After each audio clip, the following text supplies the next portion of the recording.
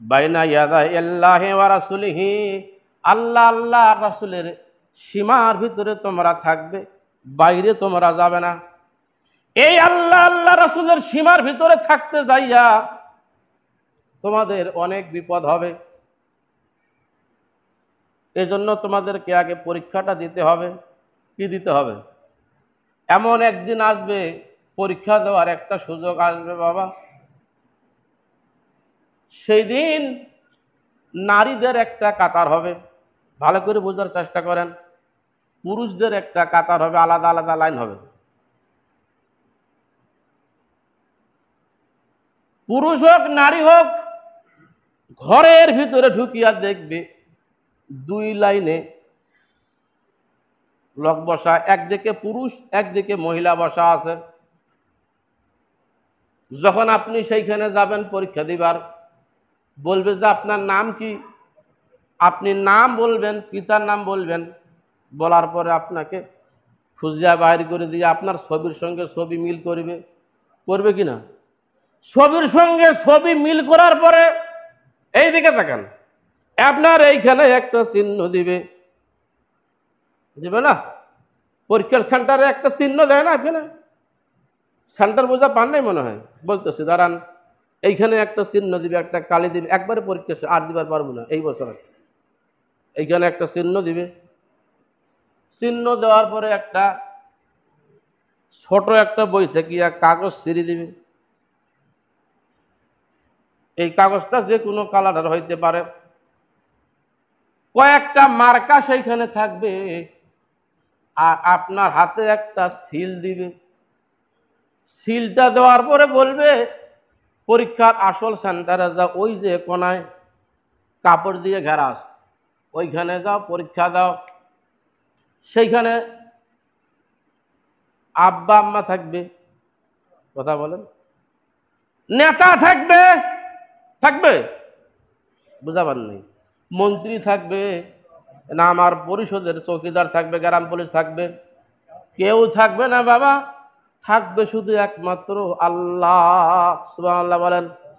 ওই পরীক্ষা দেওয়ার সময় আপনি কিভাবে পরীক্ষা দিলেন, আপনার সাপোর্ট কোনখানে গেল, 5 বছর পরে আপনি সেইখানে পরীক্ষা দিতে গেলেন, আপনার সিলটা কোনখানে গেল, বাইনা ইয়াদাইল্লাহি ওয়া রাসূলিহির পক্ষে হলো না এর বিপক্ষে হলো, আল্লাহর সীমারেখার ভিতরে হলো না আল্লাহর সীমারেখার বাইরে হলো। সিল দিলেন কোন মার্কার উপরে? এই যে পরীক্ষা আপনার পাস ফেলের জায়গা, জোরে কোন ঠিক নেবে ঠিক?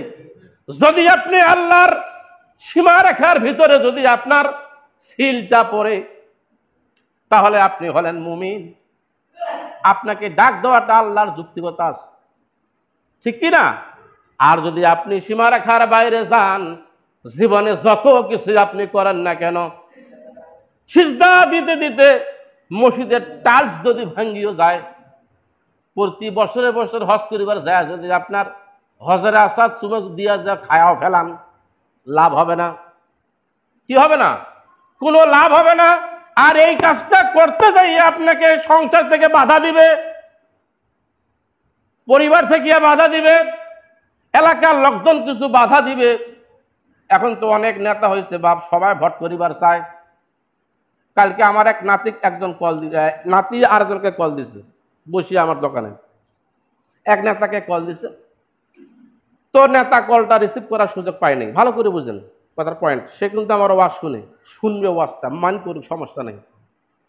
নেতা কিন্তু কলটা রিসিভ করিবার সময় পায় নাই, পরবর্তীর সাথে সাথে ব্যাক করছে। আমার নাতি বলতেছে দেখছেন, সাথে কলটা ব্যাক করলো, নেতা কত ভালো। বললাম যে শোনো, সামনে নির্বাচন, এই জন্য কলটা ব্যাক করছে। তোমাকে টান দিলে ওর সুযোগ হবে, তুমি যেই দল করো এই দল থেকে যদি তোমাকে টান দেয় তোমার সুবিধা হবে, মানে তার সুবিধা হবে। আর তোমার প্রকৃত দলের থাকি একজন মাইনাস হয়ে গেল, তারা হলো সেই নেতা। খামাখায় তোমাকে জানে গেলে ভোটটা পালাও, রেজাল্টটা হোক, তোমার কল রিসিভ করার তার সময় থাকবে না। বুঝাতে পারছি আমি? আপনাদের কল দিবে, সুযোগ দিবে, ওয়ার্ডের সভাপতি বানাবে, সেক্রেটারি বানাবে, বিভিন্ন পদ দিবে আপনাকে। যুব সমাজদেরকে ডাক দিয়া তারা টানিয়ে নেওয়ার চেষ্টা করবে, অথচ তারা যেই দল করে সেই দল আল্লাহর সীমারেখার বাহিরে। বোঝার চেষ্টা করেন একটু, আল্লাহর সীমারেখার বাহিরে। আপনি আল্লাহর সীমারেখার বাহিরে তাদের সঙ্গে দল করবেন না, আল্লাহর সীমারেখার বাহিরে বাইনা ইয়াদাইল্লাহি ওয়া রাসূলিহির ভিতরে থাকবেন। কোনখানে থাকবেন? সীমারেখার ভিতরে। যদি সীমারেখার ভিতরে থাকেন তাহলে আপনার ওই যে নেতাগুলো আপনাকে বিভিন্ন অফার দেয়, আমি যুব সমাজকে অনুরোধ করব ওই অফারে আপনারা পাও দিবেন না, ঠিক কিনা? আরেকটা অতিরিক্ত কথা বলবো, যেটা তাফসীরের আলোকে নয়, সেই কথাটা বলবো। ইসলামী আন্দোলন করবে, জামাত শিবির করবে, ধনী মানুষ বড় লোকের ছেলে, কথা কয় না? এই কথা কন না কেন, ঠিক কিনা?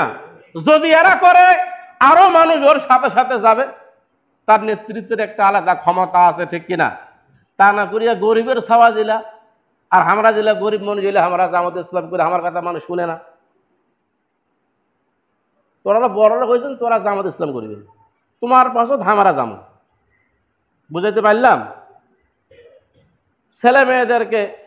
ছেলেদেরকে শিবিরে দিবেন, ছাত্রী সংস্থা দিবেন, নিজের মেয়েকে, চরিত্রের পরিবর্তন হয়ে যাবে, দুনিয়া এবং আখিরাত শান্তি পাবেন, কল্যাণ হবে। চ্যালেঞ্জ। এই ছেলেটার মধ্যে আদর্শ বাকি ছেলেরা আর হবে না। চ্যালেঞ্জ।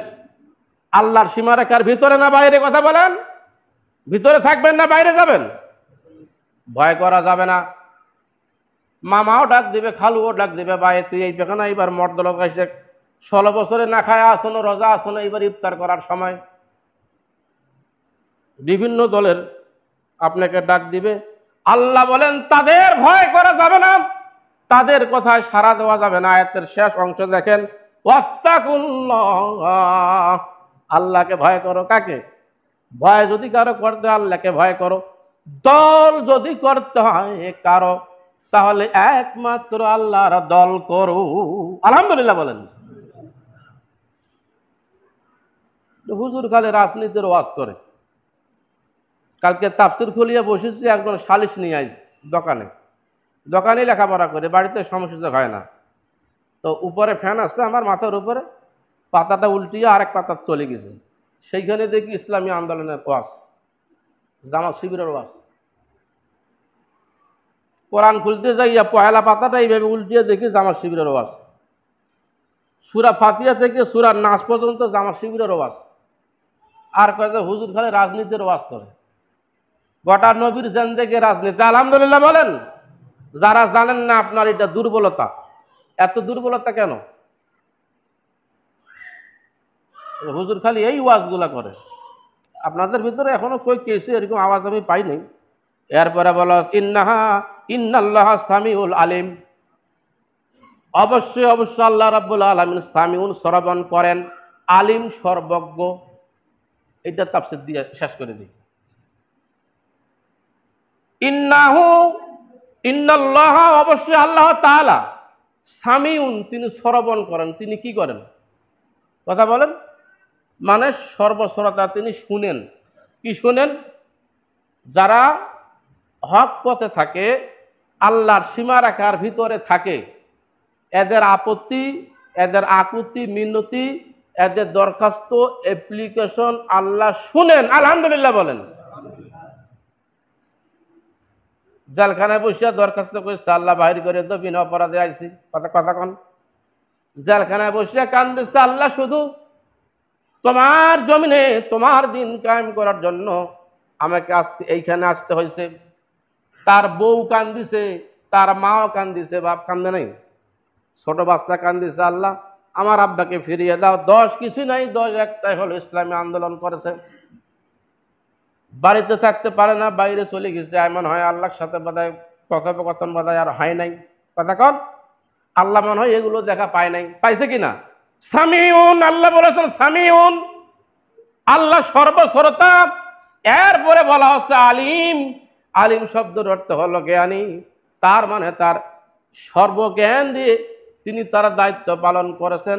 আল্লাহ ইয়াশফি সুদুরা কওমি মুমিনিন, তার বিজয় দিয়া মুমিনদের অন্তরের মধ্যে প্রশস্ততা দান করে দিয়েছেন। আলহামদুলিল্লাহ বলেন। প্রশস্ত দান হয়েছে কি হয় নাই? এদের দোয়া আল্লাহ কবুল করছে কি করে নাই? তাদের অবস্থান আজকে বাংলাদেশে আছে, কথা পায় না, আছে। যারাই এটার বিরোধিতা করবে ওদের অবস্থা বাংলাদেশে না, স্বস্থান থাকিয়া তাকে দূরে যাইতে বাধ্য হবে। এই জন্য ইয়াত্তাকিল্লাহ, একমাত্র ভয় করতে হবে কাকে? কাকে? আল্লাহকে। একমাত্র ভয় যদি আল্লাহকে করেন, সামনের পরীক্ষায় দিতে হবে কোন জায়গায়? আল্লাহর সীমারেখার বাইরে না আল্লাহর সীমারেখার ভিতরে? কথা বলেন। আশা রাখি এই সেন্টার যেন পাস হয় আল্লাহর সীমারেখার ভিতরে। চাচা ওয়াজ বুঝেছেন ভাই? সব মিটিংয়ে যাওয়া যাবে না, সব মিটিংয়ে যাবেন না, সব দলের পক্ষে নিবেন না। মুশরিক হবেন কি, জাহান্নামে গেলেন কি, মেন করেন না। সব দল করা যাবে না মুসলমানের। আল্লাহর সীমারেখার ভিতরে দল করতে হবে। কোন দলের নাম নিবো না আমি, সব দল করবেন না। আমি সব মিটিংয়ে যাই, আমি পরিষদের লোক, সরকারি লোক, আপনাদেরকে যেন আমি সব মিটিংয়ে না দেখি, আমি যেন না দেখি, আমার চোখ যেন সেই দিকে না যায়।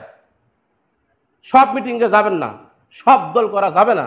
আমরা না মুসলমান, আমি দায়িত্বশীল, আমি যাইতে পারি, আমি তো দেখার জন্য যাব। কারা কারা আপনারা আসছেন? করজোর অনুরোধ করি, সবার দাওয়াতে যাবেন না। বাইনা ইয়াদিহিল্লাহি ওয়া রাসূলিহি, আল্লাহ আল্লাহ রাসূলের সীমারেখার বাইরে যাবেন না। আলহামদুলিল্লাহ বলেন। সেন্টার পাস হবে ইনশাআল্লাহ। আল্লাহ সুবহানাহু ওয়া তাআলা আমাদের সকলকে আল্লাহর সীমারেখার ভিতরে কবুল মঞ্জুর করুক। আমরা সকলে বলে আমিন। আসসালামু আলাইকুম ওয়া রাহমাতুল্লাহি ওয়া বারাকাতুহু।